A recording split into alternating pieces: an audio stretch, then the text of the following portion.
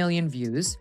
Whereas, as I point out, on ABC, a massive network that comes into your home for free, that you have to make no effort to find, at best, Jimmy Kimmel can get 1.5 million. He needs to have a little self-perspective before going out there and hurling these insults because he looks a little silly. The killer phrase was at the end when Kimmel said, "You just don't realize it." Because you see, he's smarter than you, and he needs you to know that. And his ego can't bear that there's someone out there more famous and more influential than him. I got news for you, Kimmel. The last time you mattered, Bruce Jenner still had a... Jimmy Kimmel, the name for decades conjured images of a harmless late-night jester, a casually crude, relatable dad joke enthusiast effortlessly juggling celebrity gossip with the seasoned ease of a circus clown. He was the undisputed king of keg stand competitions, happily presiding over segments featuring bikini models, a veritable frat bro charming his way through primetime television. His humor was broad, often delightfully puerile and unapologetically geared towards male audiences, epitomized by his tenure on The Man Show, a cultural phenomenon that reveled in its politically incorrect antics. But then, a transformation occurred, a metamorphosis so profound, so utterly bewildering, it left audiences and seasoned critics alike collectively scratching their heads in disbelief. The very same man who once reveled in irreverence, who built an empire on mocking the pretenses of Hollywood, woke up one day, stared solemnly into his own reflection in a gilded mirror, and, with an almost messianic conviction, declared himself America's self-appointed moral compass. Case in point, last night, all the other late-night hosts threw a hissy fit. It's too bad Tim Waltz is still grieving, or he could send them all a sack of industrial-strength tampons. It was a personality transplant so awkward, so glaringly unconvincing, it felt less like genuine evolution and more like a desperate, calculated maneuver for relevance in a rapidly changing media landscape. The public watched, a mixture of confusion and cynicism brewing, as late night's favorite party animal traded in his keg for a lectern, his frat boy persona for a pensive brow. And this stark, jarring shift, this dramatic pivot into sanctimony did not go unnoticed. Instead, it sparked a furious backlash, a no-holds-barred assault from two of the sharpest, most unyielding minds in modern media, Greg Gutfeld, the sardonic king of cable news, and Megyn Kelly, the ice queen of razor-sharp comebacks. You all know what they saw. They saw what we saw. They saw the frail elderly man who needed help getting off the stage. They're just too chicken shit to tell us about it, because they accurately deduced that he could still be the Democratic nominee, and they don't want to ding him up. Maybe you give Barbara a pass. Who gives a damn what this singer saw or says? But you know what? Jimmy Kimmel happens to be employed by ABC, which happens to have a rather large news organization. And he has been one of President Trump's most vocal critics. Where are you, Jimmy? On vacation? Not good enough. You can still use your thumbs to send out a tweet. You could set the record straight right now, but you won't. This wasn't just a typical celebrity feud, it was a public autopsy of Kimmel's perplexing metamorphosis, a brutal dissection of Hollywood's ever-shifting, often hypocritical moral landscape. It was a takedown that systematically revealed uncomfortable truths about Kimmel's past, his manufactured present, and the inherent hypocrisy of self-righteousness. Their surgical precision didn't merely roast Kimmel, it deep-fried him in that primetime oil, serving him with a devastating side of bless your heart. Kimmel, in what seemed like an attempt to clap back, found his efforts landing with all the force of a wet tissue in a wind tunnel, utterly deflecting and ultimately amplifying his opponent's points. Prepare yourself, because what unfolded was a gourmet takedown, a glorious descent into glorious pettiness, exposing uncomfortable truths that many within Hollywood's elite circles would prefer remain conveniently buried. This isn't just TV. Beef. It's an unprecedented unmasking, a meticulously crafted deconstruction of a public persona, and it is absolutely captivating from start to finish. True, it was a terrible night for women, children, and for the hundreds of thousands of hard-working immigrants who cut his lawn. It was poor Jimmy. A terrible night for women, for children, for the hundreds of thousands of hard-working immigrants who make this country go. For healthcare, for our climate, Kimmel's bewildering journey from the raucous, testosterone-fueled set of The Man Show, a veritable carnival of bikini contests, beer-chugging, and unabashed male egos, to a somber, self-appointed ethical authority was a spectacle that bewildered even the most cynical observer. Picture it, a show where the highlight reel was essentially, here are boobs, here's beer, here's Jimmy being a Neanderthal in HD, a program that felt like a frat party sponsored by Axe Body Spray and unchecked male egos. Yet somehow Jimmy, the very same king of these antics, had now rebranded himself as the moral arbiter of America, wagging his finger at the rest of us from his velvet throne of self-righteousness. The public looked on, a collective scratching of heads as late night's favorite party animal abruptly traded in his keg for a lectern, his crude jokes for earnest pronouncements. The result? A public persona so disjointed, so obviously performed, it felt less like genuine evolution and more like a desperate cry for continued relevance and perceived integrity in a rapidly shifting cultural climate. Greg Gutfeld never would to shy away from uncomfortable observations or to hold back a cutting remark, was quick to offer his own searing diagnosis of Kimmel's curious transformation. He called it moral overcompensation syndrome.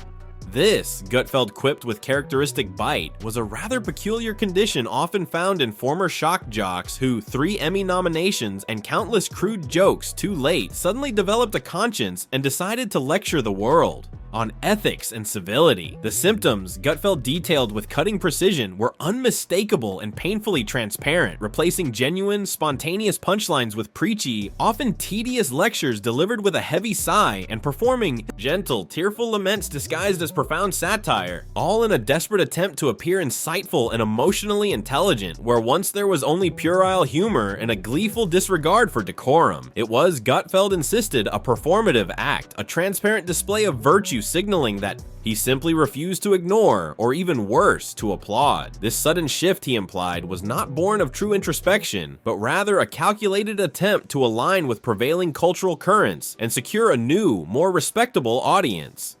Last night was the 96th Academy Awards show, and while you might have missed it, there was one clear winner. No, not Oppenheimer. It was sanctimonious leftists for their lead role in pretending they are better than you. Winner number 1, Jimmy Kimmel.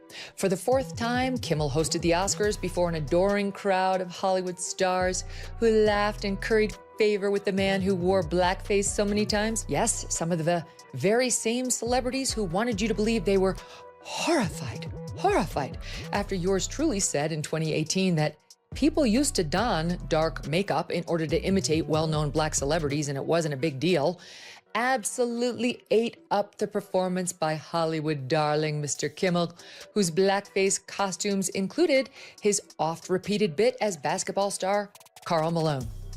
But Gutfeld, often dubbed the human espresso shot of sarcasm for his rapid-fire wit and biting commentary, wasn't about to let this grand rebrand go unchallenged, especially not without a heavy dose of ridicule. He entered the fray, armed with a microphone and enough sarcasm to sterilize an entire room, refusing to allow Kimmel's newfound sanctimony to stand without a thorough public dismantling. His method was simple, yet devastatingly effective, relentless. Weaponized wit aimed squarely at the soft underbelly of Kimmel's sudden pivot to virtuousness. Gutfeld immediately honed in on the uncomfortable truth of Kimmel's dwindling viewership, or rather the stark lack thereof, especially considering the enormous platform he commanded. He scoffed at Kimmel's struggle to pull in a mere 1.5 million viewers on a massive free network like ABC, a network that effortlessly beams into millions of homes, requiring no effort whatsoever to find. This, Gutfeld pointed out with a smirk, stood in stark contrast to his own show on cable, which viewers actively pay to watch, and which often drew more than double Kimmel's numbers.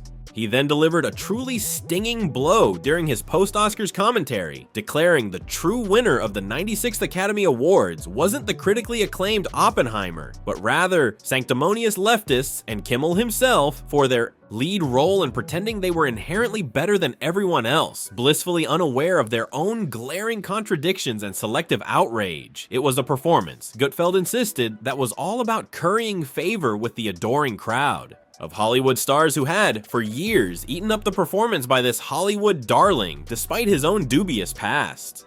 For everyone who voted against him, and guess what? It was a bad night for everyone who voted for him, too. You just don't realize it yet.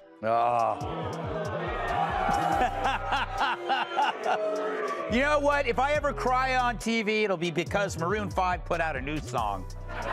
But that's it. Yeah, big. Now, busty girls on trampolines. Now, the only boob we see is him.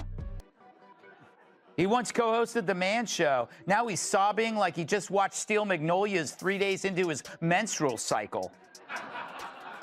Gutfeld, acting as both a historian and a comedian, with a historian's precision and a comedian's impeccable timing, then pulled back the curtain on Kimmel's own conveniently forgotten past, his repeated, unapologetic use of blackface. He didn't just mention it. He held up the mirror, forcing viewers to confront specific cringe-inducing examples that, in today's hypersensitive climate, would instantly launch 1,000 cancellations and career-ending boycotts. There was Kimmel's infamous impersonation of basketball star Karl Malone, rendered in full blackface, delivering lines like, "Karl Malone never seen no flying saucer himself, but if he do, that's gonna be a spooky time." And then, perhaps even more shockingly, his utterly bizarre, fat-suited, black-faced, darning socks Oprah, complete with an exaggerated inner-city urban accent saying she needs to darn those socks. The hypocrisy Gutfeld highlighted with a rhetorical flourish was nothing short of staggering. The very same Hollywood crowd who publicly decried lesser transgressions and swore allegiance to social justice and racial sensitivity enthusiastically embraced and lauded Kimmel, seemingly wiping his problematic history clean with a convenient wave of selective amnesia. Gutfeld's contrasting approach to traditional late night was a stark departure from the norm. No jazz band, no fake applause, just brutal, uncomfortable punchlines so dry they came with a fire warning, mercilessly exposing the raw, uncomfortable truths that lay beneath the surface of Kimmel's polished facade. He was, as Gutfeld put it with a final cutting remark, a once funny guy now reduced to delivering punchlines that sound like they were ghost-written by a think tank, devoid of genuine humor and brimming with thinly veiled political commentary. When Kimmel might have hoped the storm would pass, that the furor would die down, Megyn Kelly joined the fray, entering the arena like a rhetorical assassin in a sheath dress, calmly sipping coffee while meticulously preparing to dismantle reputations like IKEA furniture without the instructions. Her approach was distinct from Gutfeld's comedic chainsaw. Kelly opted for the surgical scalpel, put on her pristine gloves, and proceeded to meticulously expose every hypocritical cell of Kimmel's public persona with chilling precision. She didn't need to yell, she didn't even flinch. She simply, coolly pulled out the receipts, filing them alphabetically under Kimmel J for jokes that age like milk, laying bare the stark, undeniable contrast between his past antics and his current sanctimonious pronouncements. Kelly meticulously recalled Kimmel's man show antics, a testosterone-fueled carnival. She described it like a frat party sponsored by Axe body spray and unchecked male egos, then juxtaposed it with his sudden, jarring anointment as America's moral arbiter, a move she framed as both baffling and utterly disingenuous. She highlighted the uncomfortable truth that Jimmy Kimmel, the very same man who once thought it was hilarious to ask women to jump on trampolines for male validation, now, with a newfound sense of outrage, demands people be canceled and ostracized for tweets from as far back as 2009. Oh, the irony, Kelly observed with a dry chuckle, was so profound it could power a small village. Kelly then, with her signature prosecutorial precision, revisited Kimmel's most notorious past indiscretion, the infamous Karl Malone blackface sketch. She didn't just casually mention it. She emphatically highlighted how, back then, it aired on network TV without so much as a raised eyebrow, accepted as standard, albeit edgy, comedy. Yet today, she pointed out with chilling accuracy, that clip alone could launch a congressional hearing, a stark indictment of how deeply the cultural goalposts have shifted, or rather, how selectively they are applied. She didn't even need to editorialize. She simply held up the mirror and let the reflection scream for itself, letting the stark contrast between past acceptance and current outrage speak volumes without a single additional word. Her stinging summation of his transformation was brutal in its simplicity and devastating in its accuracy. Kimmel, she quipped, was once America's drunk uncle who suddenly, without warning, decided to pretend he was its conscience. It was the kind of line that didn't just cut, it bled, a truly lethal blow. Yet Kelly delivered it with the detached calm of a bored therapist reading out your most embarrassing Google search history. And this, she declared, was the true pièce de résistance, Kimmel's miraculous metamorphosis. From a guy who made fart jokes and wore blackface to a self-proclaimed guardian of truth and crusader against misinformation.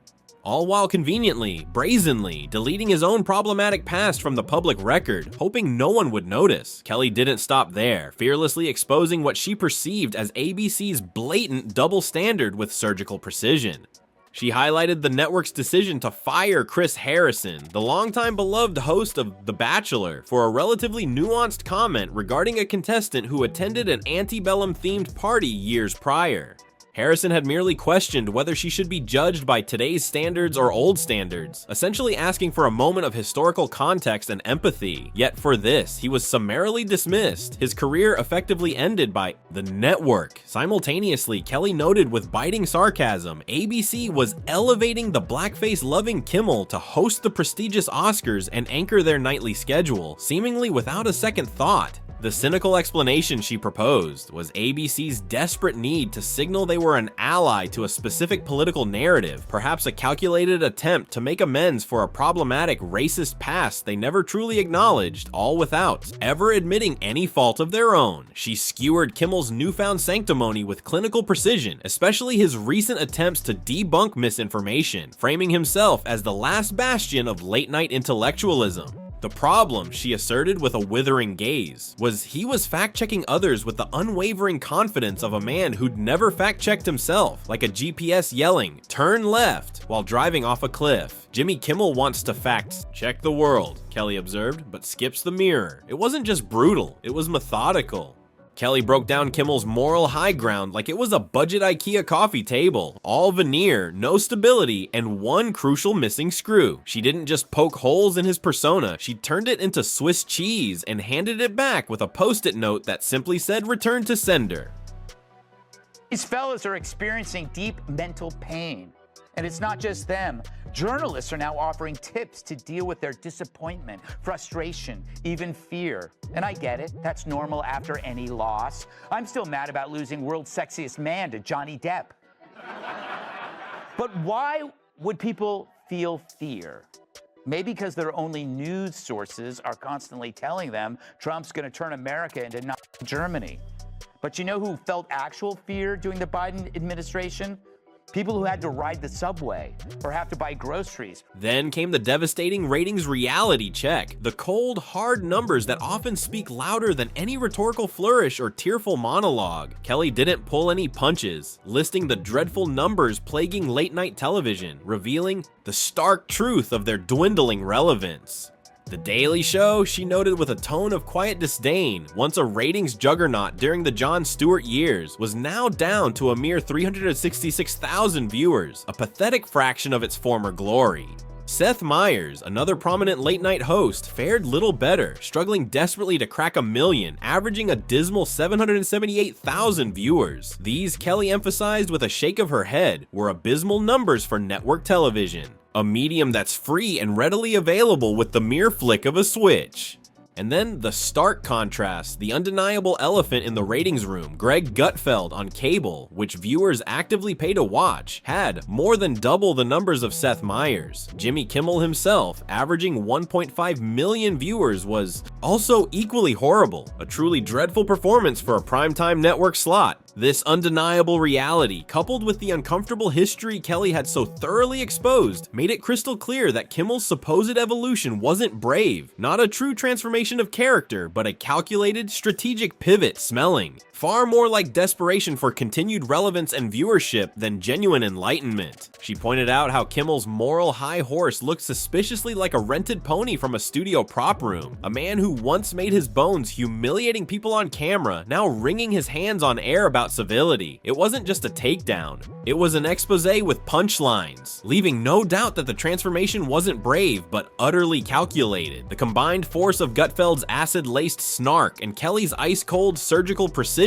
left Jimmy Kimmel utterly exposed, his carefully constructed facade shattered beyond repair. His self-appointed high ground, built on what Gutfeld so aptly described as sandcastles made of old jokes and moral reinvention, crumbled under the relentless weight of their combined scrutiny, revealing the shaky scaffolding beneath. Gutfeld pointed out the blatant absurdity of someone criticizing disinformation while actively distributing misinformation through monologues with more spin than a washing machine, drowning out facts with emotional appeals. Kelly, with chilling calm, underlined the brutal irony of a man who decries cancel culture with performative outrage while simultaneously scrubbing his own problematic record clean with whiteout and meticulous Google SEO, hoping his past would simply disappear. The audience watching this televised dissection unfold didn't need a direct response from Kimmel. They received something far more impactful: the brutal, undeniable realization that his supposed evolution wasn't brave, not a true transformation of character or a moment of genuine enlightenment. Instead, it was a calculated, strategic pivot, a desperate play for continued relevance, and a carefully curated image in a rapidly shifting media landscape. The true stench, they realized, was more desperation than enlightenment, a desperate